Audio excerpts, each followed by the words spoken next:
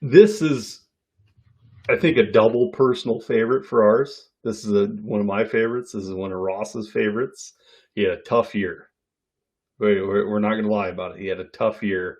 There were some underlying issues there that we'll probably get into. But number three on our bats and stats, scout the stat line, top first baseman, Kyle Manzardo. How do you say it? The Manzalorian? Mandalorian. Manzalorian. Mandalorian. I love it. I love it. Mandalorian, like the Mandalorian. Come on. Yeah, yeah. Kyle Manzardo, born 7/18/2000 in Coeur d'Alene, Idaho, drafted in 2021, Tampa Bay Rays, round two, pick 63 overall out of Washington State. Uh, I think we all know what his profile looked like before this year, so let's dive into this year. What happened this year? He played a little bit of rookie ball, but there was an injury in there, and he had two stints at AAA because of a trade. He got traded from the Tampa Bay Rays to the Cleveland Guardians. Am I correct on that? Yep. Okay, Those I'm teams correct got a on that. thing. They got a team. They got a thing going on between players. I had to, Those I had two to teams. really recall what I was talking about there. But yeah, in Yeah. AAA this year, when he was playing for the Tampa Bay Rays, he had 265 at bats. He batted 238, on base percentage of 342, slugged 442 with an on base plus slugging of 784. He did have 11 home runs, one stolen base, strikeouts 65, walks 42. It was down. It was a struggle compared to what he did in previous years because he was knocking the cover off the ball. There was nothing stopping the Manzalorian. He did get traded to the Guardians, and in 78 at bats, he hit 256, 348 on base, 590 slugging, and watched his on base plus slugging pop up to 938. He did have 6 home runs in those 78 at bats, no stolen bases, and 8 doubles. There was an underlying issue that Ross brought to my attention that his mother had heart problems. Am I correct? Yes, she needed a heart transplant. Yeah. So when we talk about random players, just looking at their stats, like we all do, we're fantasy baseball players. That's what we do. We don't know what's going on. We don't know that they got traded or that their best friend might be fighting with them. Maybe their girlfriend dumped them. There can be all kinds of things that go into struggles throughout life.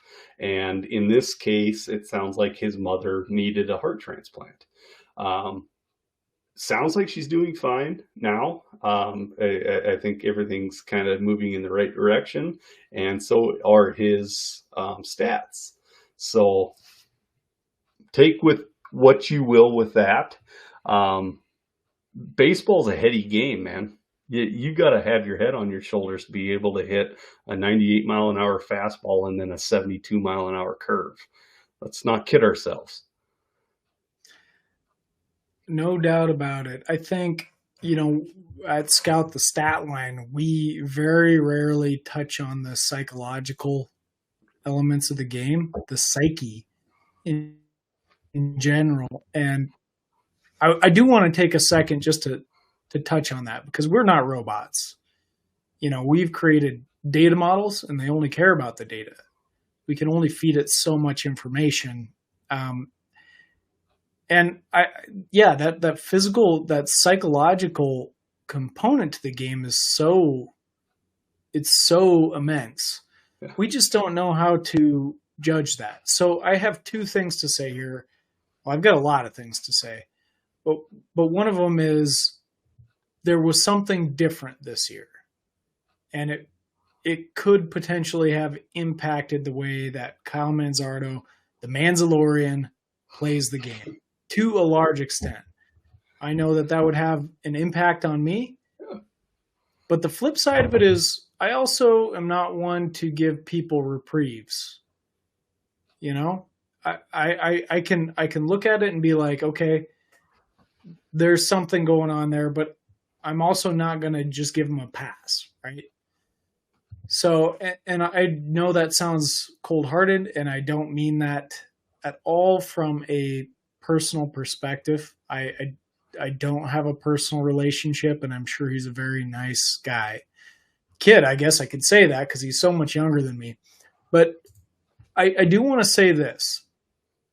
We have a tale of two seasons, and they're not dramatic. It's not like he was awful this year, but his numbers last year were pretty pristine, and they weren't at that level this year. And I don't think this is one of those cases where he's somewhere in between, maybe to some extent, but I think you're getting one or the other. And when I look at the two seasons and I compare them and I look at what's different, I still see good plate discipline despite moving up to AAA. I tend to trust last year's productive numbers more than I trust this year's productive numbers because of that intervening variable. I want to be very clear about that. So nonetheless, I'm still, I've moved him down in my own rankings as a result because there's some uncertainty that's been introduced. But I do believe that this is a really good bounce back candidate. And if I were to name a top 5 for buy low prospects, he would undoubtedly be near the top of that list. So I'm going to say this strongly. Go get Kyle Manzardo if you can get him at a discounted rate. And do this for Kyle's mom, for crying out loud. Hell yeah. Hell yeah. Yeah, like you're going to get him and he's going to do awesome, and it's going to help your team. Hopefully it will help everybody's health and all that too, in some weird, I don't know, all fabric is connected way. One other thing to touch on here is Arizona Fall League was also pretty strong. The batting averages, it's been lower this year all around. So I don't know if that's a focus thing. His power has been pretty consistently good this year compared to last year even. He's still got the same quality of plate discipline. So, in fact, I know a lot of people were really impressed with him this year for setting really high marks for exit velocity and things like that people are interested in seeing. So I think this is a really good chance to get in on a guy that just had a tough season, a tough season. We all have tough years. So I can accept that, and I'm saying go get him. Love it. I'm right on board with you. I've been on the bandwagon for the Manzalorian since the get-go. I mean, go get him. He does have a comp of Jesus Aguilar, Milwaukee Brewer, first baseman. Don't love it. Don't see him as being a similar kind of player, but Aguilar had a pretty high average there for like 2 seasons with quite a few bombs. If he turns out to be that for his career, it'd be great. So not an awful comp, but yeah, I could see better. Kyle Manzardo, go get him. Go get him.